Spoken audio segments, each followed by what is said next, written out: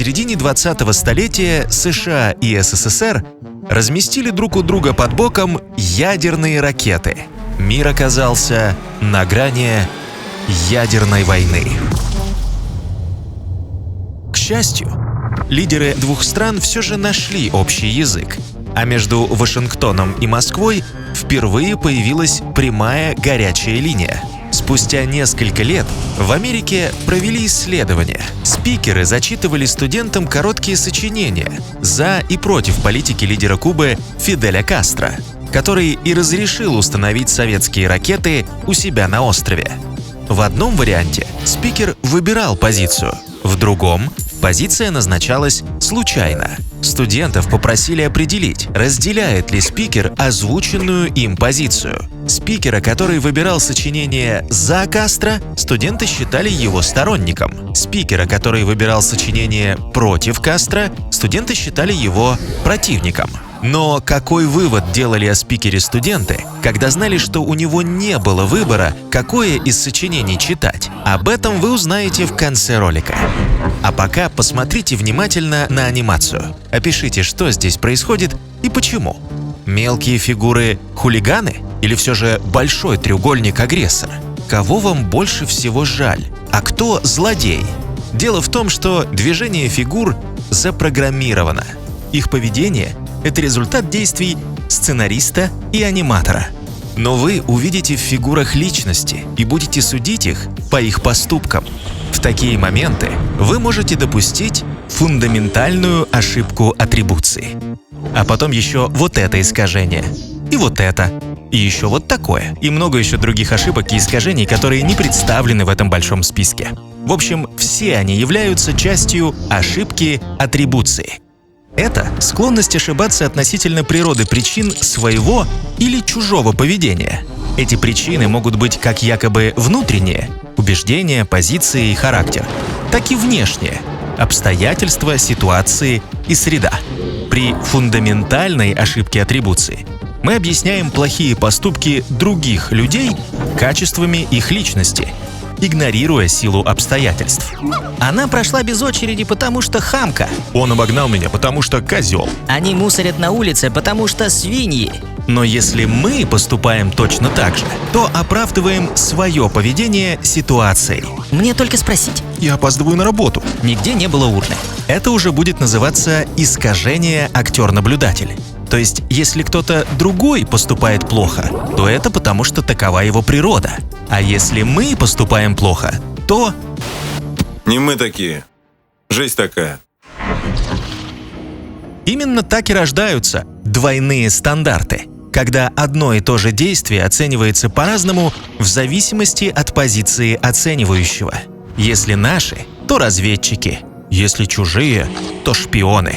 Ирония в том, что тот, кто замечает двойные стандарты у других людей, может вообще не замечать то же самое у себя.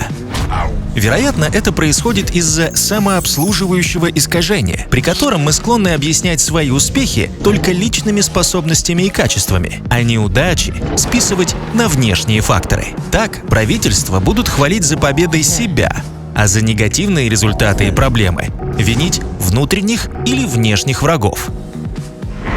Почему же люди допускают ошибки атрибуции? Рассмотрим самые любопытные объяснения. Первое. Мы можем наблюдать происходящее только с одной точки зрения. Либо с точки зрения стороннего наблюдателя, либо с точки зрения участника. Если мы сторонние наблюдатели, то обстоятельства и среда, влияющие на поведение участника, могут быть скрыты от нас. Когда мы участники событий, то знаем ситуации или воображаем условия, в которых нам пришлось действовать. В таком случае мы скажем: У меня не было выбора. но тогда откуда он появится у других людей? Если вы знаете ответ на этот вопрос, то напишите в комментариях. Второе объяснение – это сильные эмоции, например, гнев или страх. Огромную роль в появлении гнева играют укоренившиеся верования и убеждения, особенно политические. Так, если политик из противоположного лагеря пьяный попадет в ДТП, то вашему возмущению не будет предела. Но если он из партии, которую вы поддерживаете, то… Это все фейки, провокация.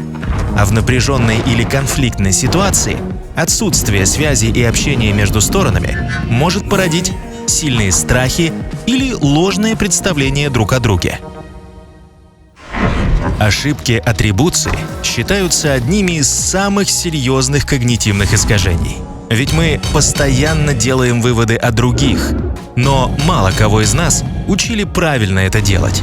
Так некоторые люди, проходя мимо бездомного, могут обвинить его в ленности и пассивности, не зная всей истории его падения. Его могут даже избить, якобы для того, чтобы научить уму-разуму. Но неужели люди не осознают, что поступают плохо? Дело в том, что многие видят себя на стороне добра.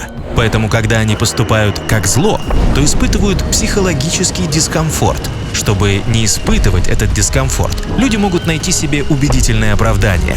Так захватническую войну назовут спасительной, призывающих к миру активистов пособниками врага, а жестокие зверства – ситуационной необходимостью. То есть на почве самых железных оправданий для себя могут рождаться самые ужасные наказания для других. Как же можно творить такое?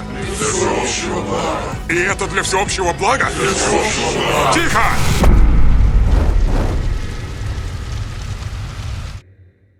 Так какой же вывод делали студенты о спикере, когда узнавали, что у него не было выбора? Многие все равно твердо верили, что спикер разделял именно ту позицию, которую ему пришлось озвучивать. Получается, что ошибка атрибуции неисправима? Не совсем. Все-таки можно научиться смотреть на себя со стороны, а на мир чужими глазами. Когда в других исследованиях испытуемым показали видео о силе влияния среды на человеческое поведение, то те впоследствии были менее склонны к ошибке атрибуции. Знание о ней и желание понять другого человека позволяет не оказаться вдруг на стороне зла. Именно через настоящее понимание человека и приходит настоящая любовь к человечеству. Ведь человечество неплохое, оно плохо информированное. Просто постарайтесь представить, что каждый человек – это вы, только родившийся в других условиях и выросший при других обстоятельствах. Поэтому прежде чем высказывать негативное мнение о ком угодно, задумайтесь, когда именно ваше мнение стало вашим. Если бы все лидеры Третьего Райха были чудовищами, садистами, маньяками, тогда эти события не имели бы большего морального значения, чем ураган или другое стихийное бедствие. Но ведь этот процесс доказал, что даже самые способные и незаурядные люди могут дать себя втянуть в столь мерзкие преступления. Издевательство над самыми святыми чувствами человека, убийство детей. Как легко это может случиться?